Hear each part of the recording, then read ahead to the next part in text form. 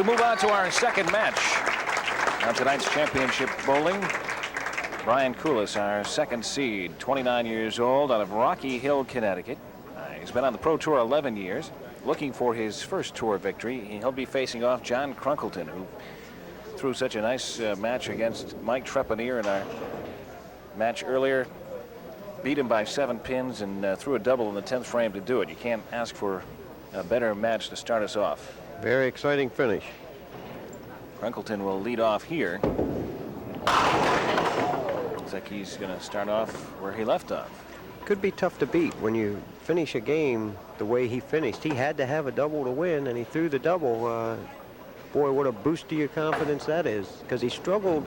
Not struggled, he bowled well, but he was behind most of the match, just kept pecking away, and Mike made a mistake in the 9th frame, and John jumped all over it. Well, he starts off with a spare here, and now we'll get our first look at Brian Kulas. Brian is the lead person at the American Honda Distribution Center. I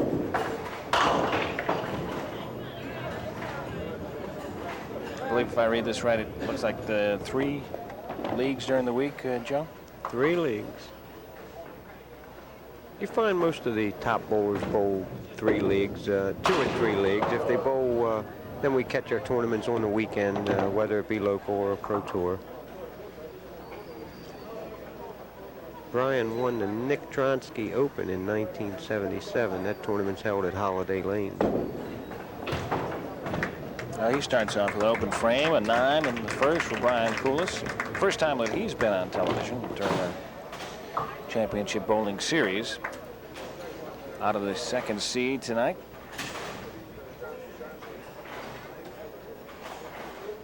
Give the kick at the end. Didn't help out, though. No, not that frame.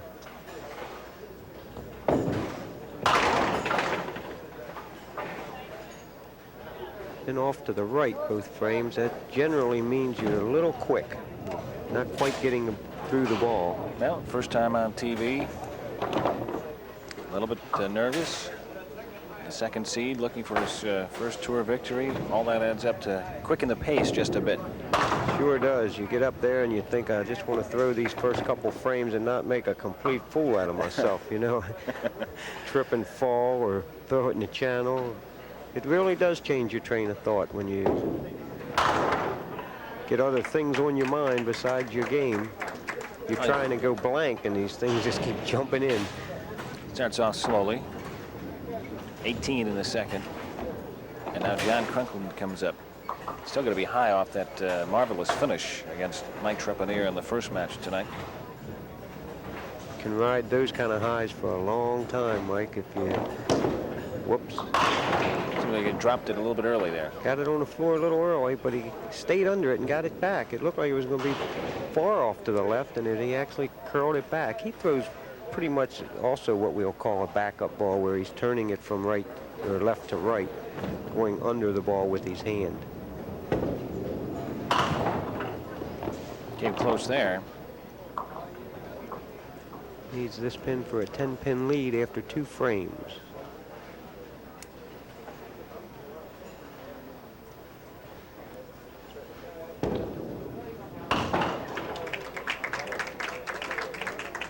Got it. 28-18. John Crunkleton looking for his 3rd pro victory, but first in some years, since 1981.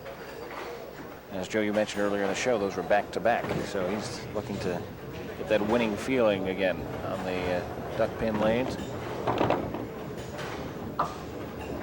$2,000 at stake, plus a DPBA Pro Tour victory, which is signified by a star on the back of the jersey. You see the 2 above his name there. Got a shot? Close. Along with a trip, correct?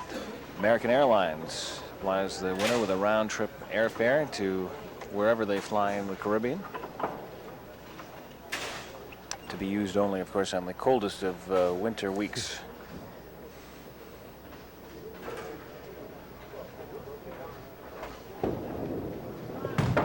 He shook it. He actually touched the pin. But not enough to drop it down. He see him smiling there. Did exactly the same thing. So he gets a 9 there.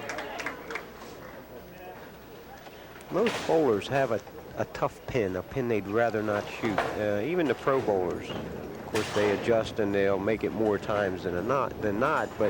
And normally it's the pin that you're directly lined up with. And in John's case, the 6 pin is pretty much where his arm would hang.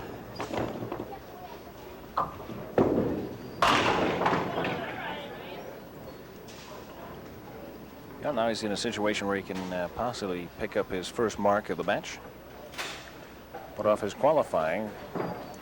In qualifying, up and down a little bit. Yes, he was. As they say, hot and cold. Brian had 3 games under 125, but he had 4 games in the 180s, 2 186s, a 183, a 181.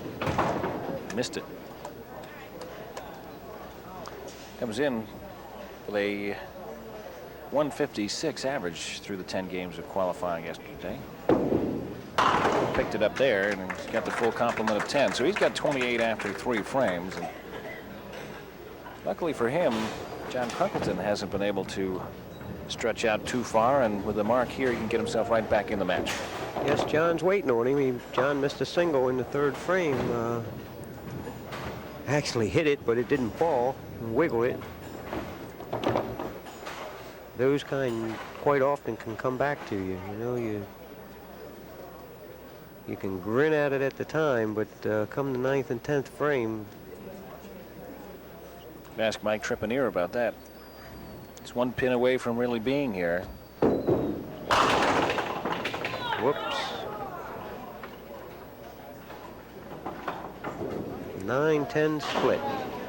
One of the tougher splits to convert for a spare. Before the rubber sides, if you wanted to make this, you've got to tilt the 9 into the 10. Now, a lot of the bowlers shoot the 10 pin thin, hoping to catch it off the rubber. We'll see what Brian does. He's got it. He made it like the old timers shoot it. Nice shot. That might be the spark that needs to get going in this match. We'll take another look at it. He's actually shooting at about a 1/8 inch target. Just like that. Nice shot. Did it the old-fashioned way. Well, he took the luck out of it.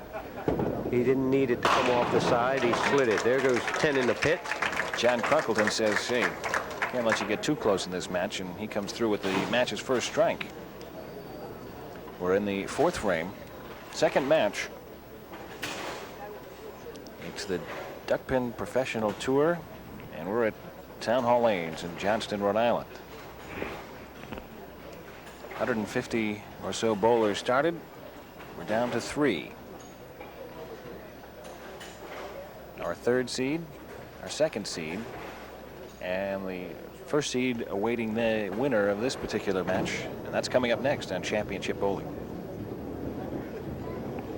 It's the ball that John is waiting for.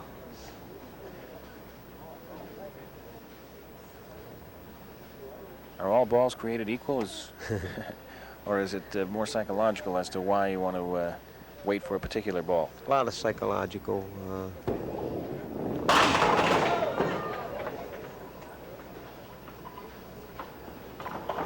Yeah, he's on the 2nd ball, so he goes to the 2nd ball.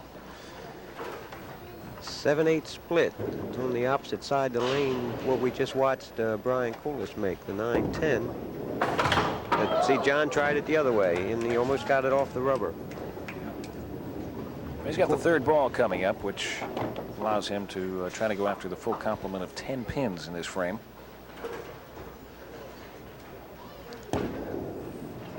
He's got it 66 after 5 frames for John Crunkleton. And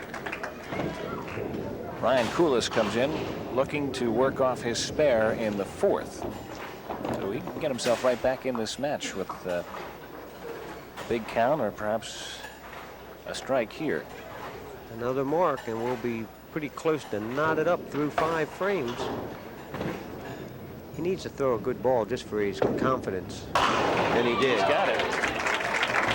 Nice ball. The 9-10, I think, pumped him up a little bit. I think so. I think that might have been the spark that he needed to get over his initial nervousness. Looks back in the crowd for his wife, Jean.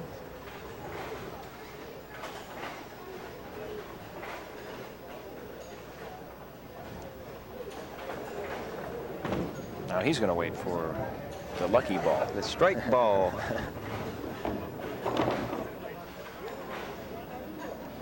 Not only bowlers, but all athletes have their superstitions and those little quirky things that they feel that they have to do. A special pair of shoes that they have to wear at a particular time, or a pair of pants, or the ball, or the glove.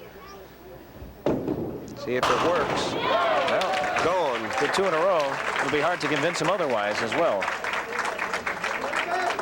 That's Brian Kulas, who's got a double in the 5th and the 6th, putting the pressure on John Crunkleton. We'll take a look. Nice stroke. That 10 goes off standing up. See if John answers this. Brian with a strike in the 5th and 6th. John 66 in the 5th frame. Nice ball. He's shooting the 10 for a single. Pin spare here in his 6th frame. Brian actually has a 2-pin lead in the 5th frame plus a ball on his doubleheader. He's 68 plus to John 66. Now, once again, we're in a situation where we've got another close match entering the second half of the match. 7th frame, within a couple of pins either way. John Crunkleton looking to get things back to his advantage. Yeah, Brian's doubleheader, the double can always swing either way. He can keep momentum in his court, or, you know, a chop can turn it right back around.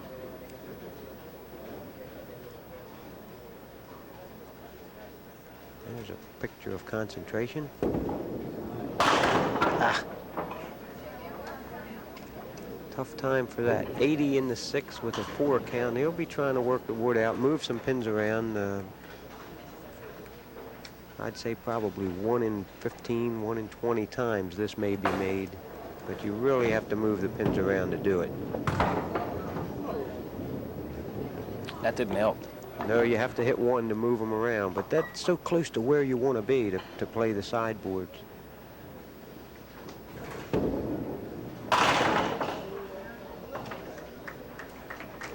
'88 through 7 for John, and now we'll watch Brian try to really open a lead. A big ball here could really open things up for Brian.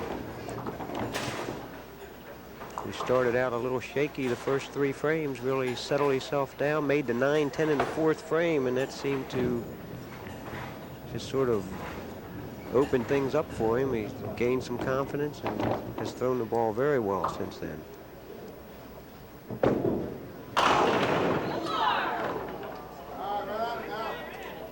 77 through 5, 11-pin lead in the 5th. That'll increase probably to 17, 20 plus if he makes this. It's a big pin.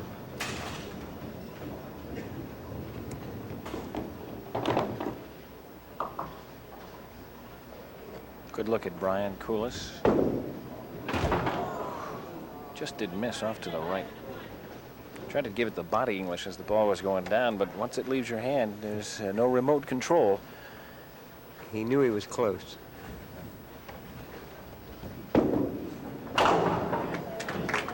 Picked it off there, but it might be just the daylight that John Crunkleton needs to get back in. Let's see. It's 106.88 after 7. 18-pin advantage for our number 2 seed, Brian Kulas. This is a point in the game where things can really turn. If Brian were to go open here in the 8th, see, John would bowl the 8th and 9th frames, and if he could mark twice, he could throw it back to Brian.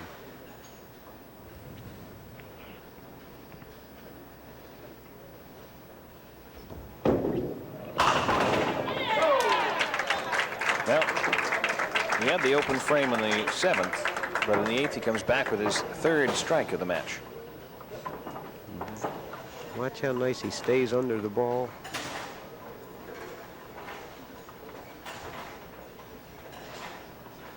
3-pin, the last one to go down. You can see the tension and the anxiety on his face.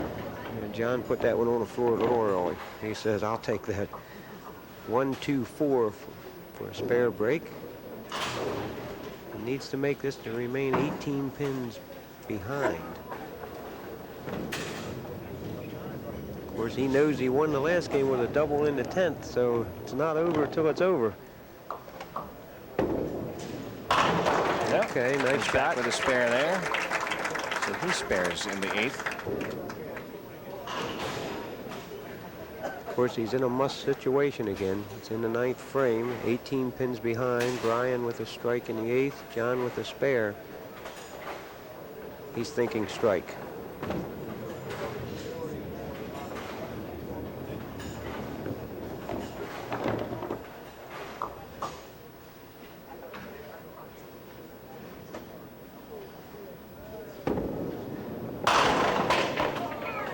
Got some help. Not a lot of help. He almost got away with it. He let the ball out to the right. Once again, he had the 1, 2, 4, and the pin that actually took out the 1 and 2 jumped over the 4. So I think Brian probably took a little sigh of relief. Okay, another must single for John. He has to have this. Keep the game within reach.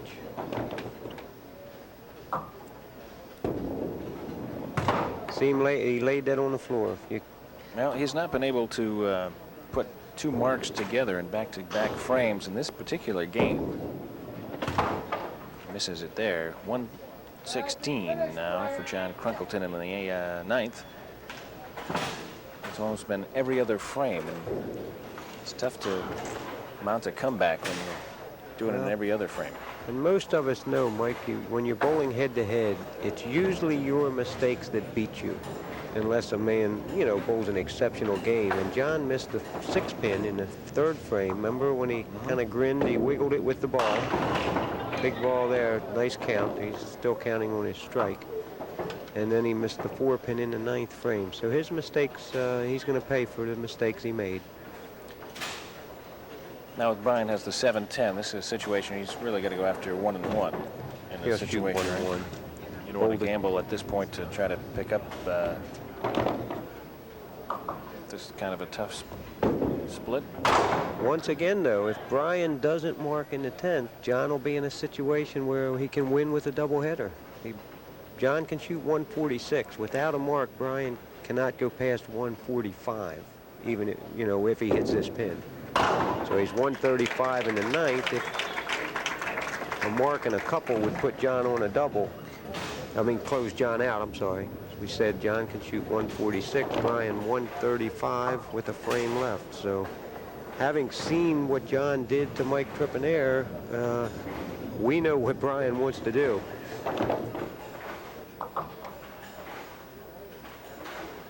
Let's get as many pins as possible.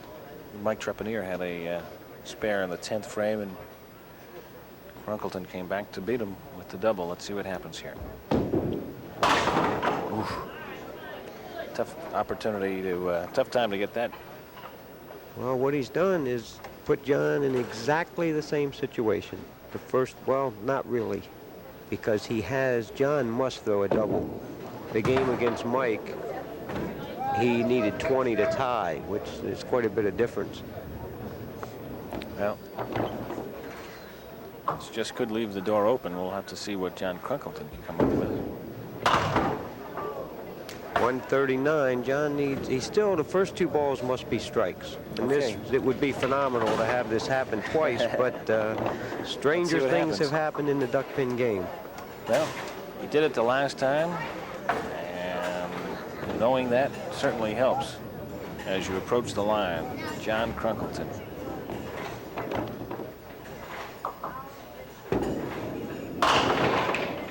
Well, doesn't do it this time. We have a winner. They go on and face our top seed, Ron Nachi of Baltimore. 16:05 in the qualifying, 160 average. John shakes his head. He knows he let a low-scoring game get away from him.